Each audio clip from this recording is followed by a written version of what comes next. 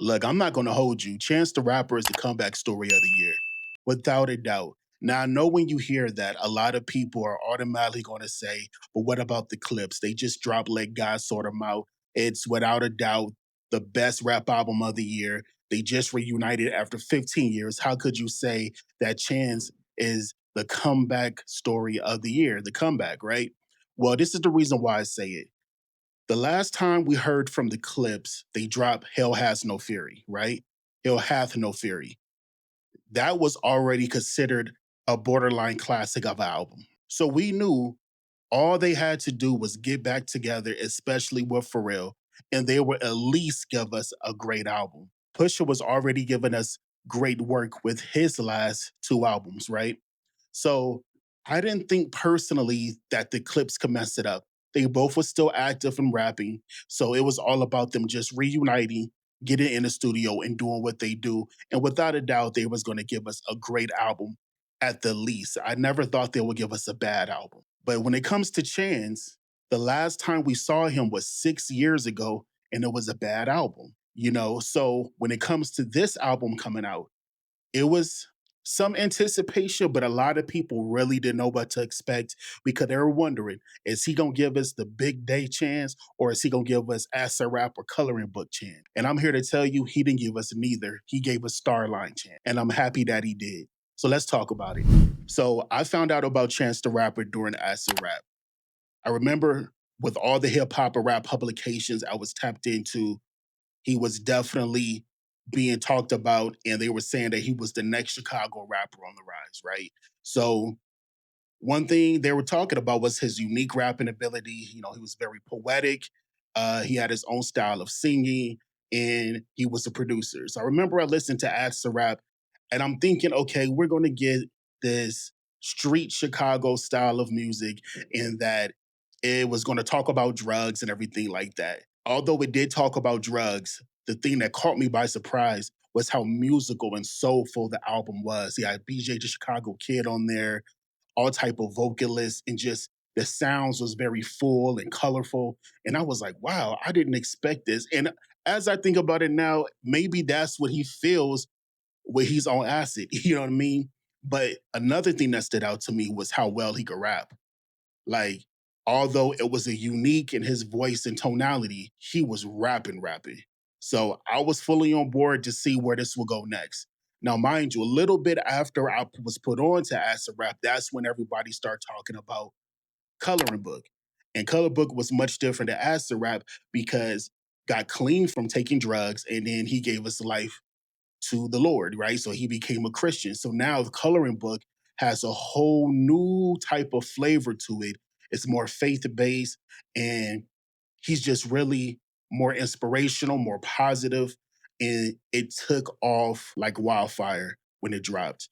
I mean, he set all type of independent records. He ended up winning 3 Grammys, Best New Artist of the Year, and it was a mixtape. It wasn't an album; it was a mixtape. So already he was doing things that we've never seen before when it comes to mainstream rap music that was being pushed independently. And he's still an independent artist to this day. So, and then during that time, Chance became a household name. He was everywhere, selling out shows, selling out arenas, on every award show, everything you could think of. I mean, commercials, everything. Chance the Rapper literally became a household name. So after that rollout, we start to hear about the next album that's going to come out. Now, during that hiatus or break before this last album he did, which was called The Big Day, come out, he got married. And The Big Day was definitely about how happy he was that he got married. Now, a lot of people don't like this album. A lot of people thought it was a bad album, including myself for what I could remember. But one thing I want to do is take some time to go revisit that album and see, is it really as bad as we thought it was? But nevertheless, it was not received well. And I mean, the internet turned on him quickly, and it got bad. And it got bad real fast. And I was like, whoa, I don't know if he'll be able to come back from this. So that's the last time we heard from Chance the Rapper. That was 6 years ago that he dropped The Big Day. Now, during that time, a lot of things happened in his life. He ended up getting divorced. him and his manager that he was creating history with as a independent artist, they split, having some financial issues, and it just got ugly for him. It seemed like his life just fell apart. All the success he had built, it seemed like his life just got flipped completely upside down. And it was difficult to watch, just as on a human level. I don't know him or anything like that, but to think like, dang, man, he was up so high. And now personally, it's like it's just all falling apart. So then some time went by, and maybe like 2 to 3 years ago, he began to reemerge with writing exercise videos, different type of series he would do musically. So he's dropping these videos on YouTube where you only see the lyrics. They begin to see music videos, and you're seeing the lyrics, the videos, and he's making his way and reintroducing himself back into the fold. Maybe like earlier this year, I start to hear that he was dropping an album. And that's what I was wondering, man, what type of chance are we going to get? Are we going to get an acid rap chance, the coloring rap chance, or are we going to get the big day chance? And like I said in the intro, we didn't get neither. We got the Starline chance. And this is my favorite Chance the Rapper album. I named it Starline after Marcus Garvey's Black Star Line, which was a black shipping and trading company started in the 20s that was owned and operated by black folks in the US. And they charted their own path. They, you know, uh, had the power of self-determination. And it really spoke to me. And so these last few years, I've been learning more about myself, learning more about our histories, and it really comes through on the album. Now, this album is much different than his previous albums. It's a much more serious, intense, thoughtful, mature, and it's a lot more vulnerable than his previous projects. I feel like on this album, there was a sense of urgency, and it sounded like he really wanted you to grasp the message that he was presenting in this album. It sounds like the motif of this album is like resilience, determination, pride, pain, joy, and overcoming. That's what I got from this album. And you could definitely hear it even in the subject matters of the song. Like he has a song called No More Old Men, where he's basically talking about how, black men aren't living long enough to even become old no more. It's almost like it's a gift to become old. That's something we should be looking forward to. We don't take care of ourselves. We work ourselves to death. Like we don't allow ourselves to become old no more, right? And then there's songs that play directly off of that called Negro Problems. And the Negro Problem is deep because it's like a social commentary on how we see ourselves as Black people and then how other people see us as Black people. But we have to understand that we are human. Just because Black people are going through things doesn't mean that other cultures aren't going through things. If we could solve the issue that's happening in the Black community, overall, it will help everybody. This song is called "The Negro Problem." The title is pulled from a old book by Booker T. Washington that was describing some of the issues that Black America faced in terms of it trying to get to upwards mobility.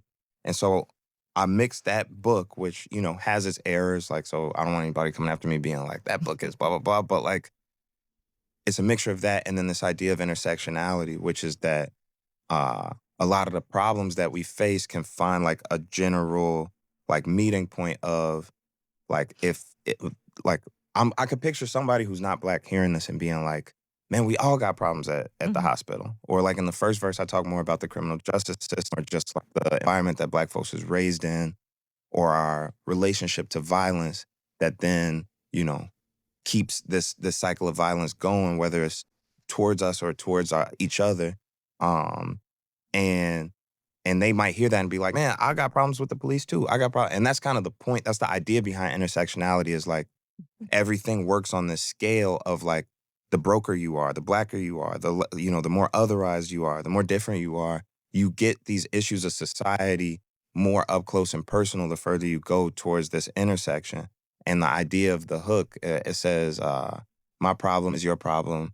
Uh, your problem's my problem. And basically it's saying like this Negro problem is like the magnified, you know, most in-depth version of issue that you could see. And that if you fix it within that, like where the real issue is in Medicare, the real issue is in criminal justice, the real issue is wherever, then it'll reverberate and have positive effects on everybody Right. else that's money is fucked up, or, can't find work, can't get proper medical attention, can't get whatever. There's like malpractice that happens to women. And that kind of hit home to me because I remember not too long ago, my parents told me that after I was born, my mom had a C section, that one of the doctors left something in my mom and she got really sick from it. And my dad said he had to be forced to sign a waiver to let them know, like, if they could basically go back in and see what was going on with her, like, will he be liable for if my mom passed away, or anything like that. So he said he never wanted to be put in that position again, but that happened because they left something, they left literally a surgical instrument inside of my mom. They let her go home. She wasn't feeling well, and they didn't even want to believe her that something was wrong with her. They thought that she was just still healing from the C section she had when she had me. But in reality, they left a surgical instrument inside of her. So they had to go back in and remove that out of my mom. If not, she was gonna die, because when they went back in, they realized she got affected because of that instrument was left inside of her body.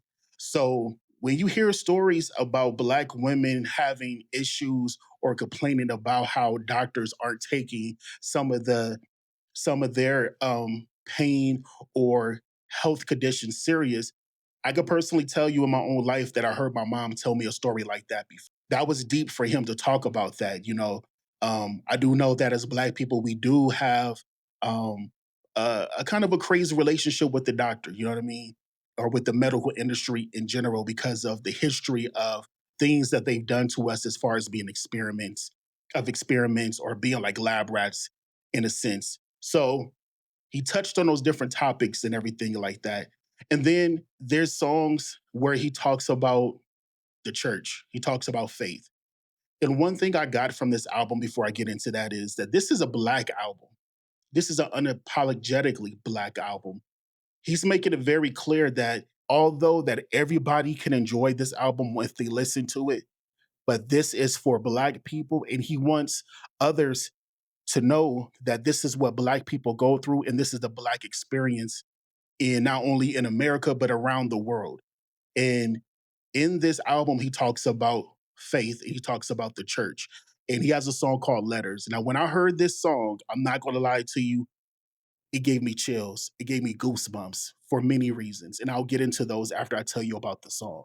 But the song is basically him writing letters to different churches. One is a local church. He talks about the mega church. He writes a letter to the Black church, and then he writes a letter, basically edifying the body.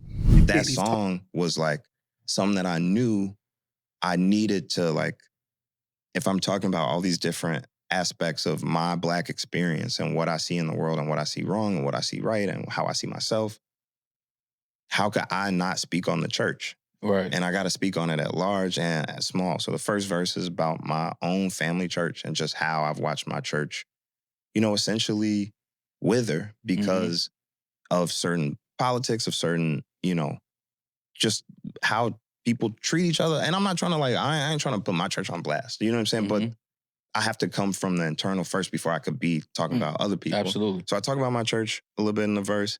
Then the second verse, I talk about the mega churches. I talk about the Joel Osteens and the people that denied shelter to people when they have mega stadiums and the people that, you know what I'm saying, other mega church pastors that would, spit in their hand and put it on somebody's face as a demonstration. Like, I'm seeing these things that contradict with other things that they do. And it's not an issue with the person at all. It's about the action and like, what does it mean to be the body of Christ?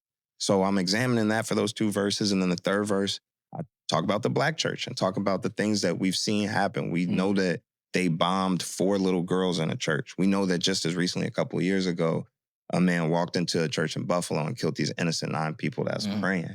So, and we know, that they used to, the people that were doing lynchings, if you got any of those photos of the lynchings, if you turn the camera the other way, it's the entire church congregation that's putting on this public lynching. Right. So at what point do we, the Black church, which does exist, like it is a thing, you know what I'm saying? We could say that we don't want to discriminate by churches, but there is a Black church, Absolutely. you know what I'm saying? How do we not ignore that? What does God tell us? Mhm. You know what I'm saying? And I think like all of those parts of the song are still like an examination. They're not statements. They're not meant to be statements from me. Mhm. I'm playing a character. There's this, in the Bible, at the end of the Bible, like there's a lot of, if you ever heard of Romans or Thessalonians or Galatians or like any of the ones that end with ands at the end, Yeah. Corinthians, these are letters to Corinth, so these are the Corinthian letters, or these are, these are letters from this dude Paul that were chastising the churches in these different cities that were not practicing the gospel the way that they were supposed to. And so there's a lot of jokes on some Christian shit. Like if we want to get into like Christian jokes, like people always talk about like the letters that we would receive if Paul was to write a letter to the Church of America.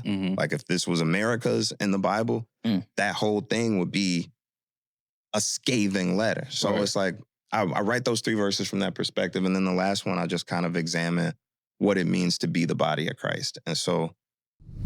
Now, I got goosebumps and chills from listening to that because I am a man of faith. I'm a believer myself.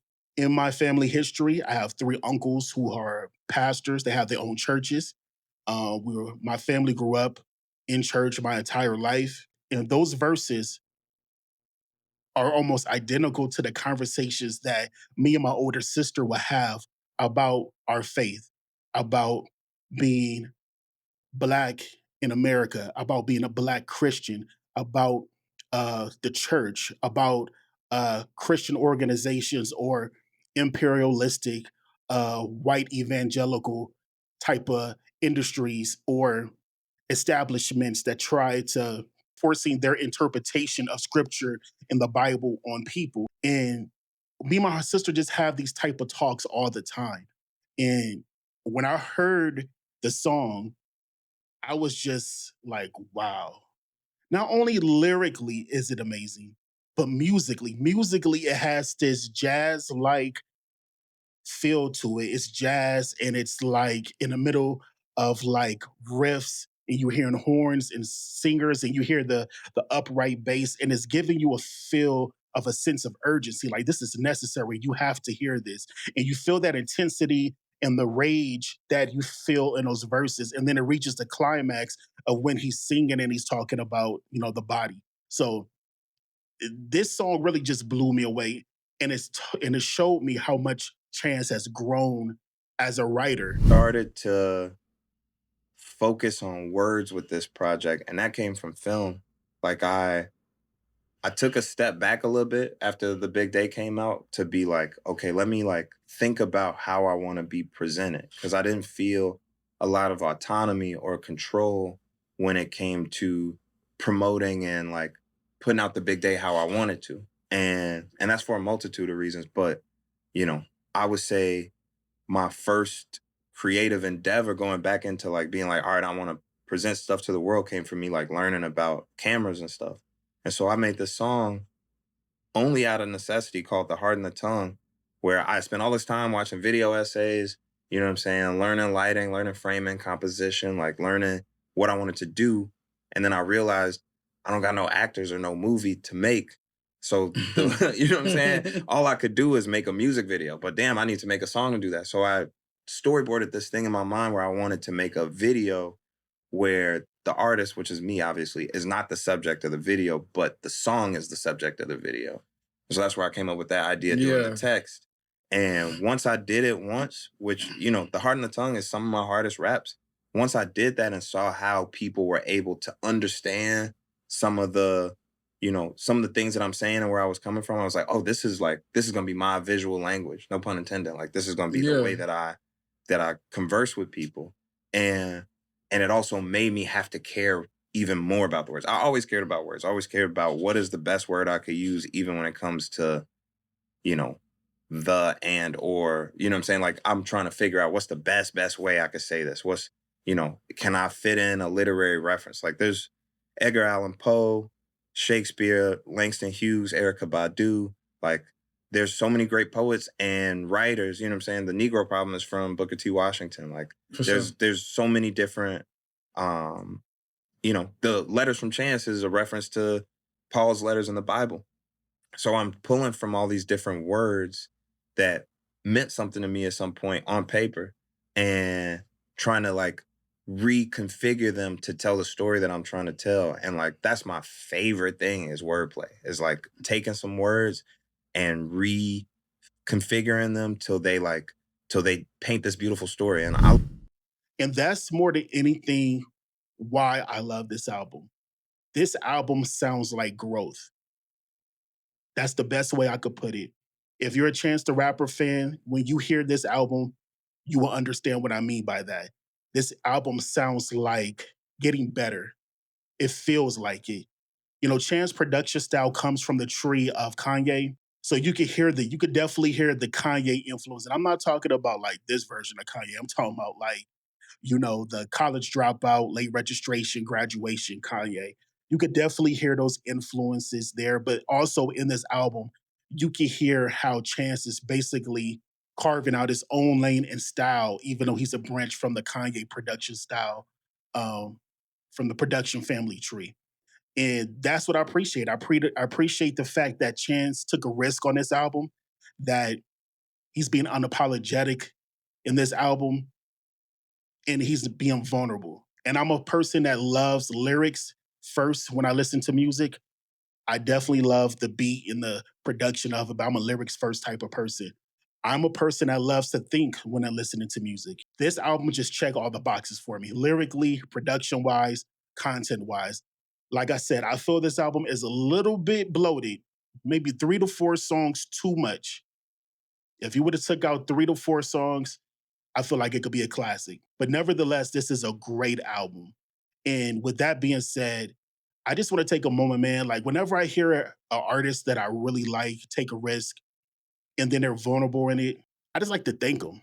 So Chance the Rapper, Chance, if you see this video, if you happen to come across this review, first of all, thank you. Welcome back to the game. We needed you. This album was necessary for where we're at in the current state of hip hop.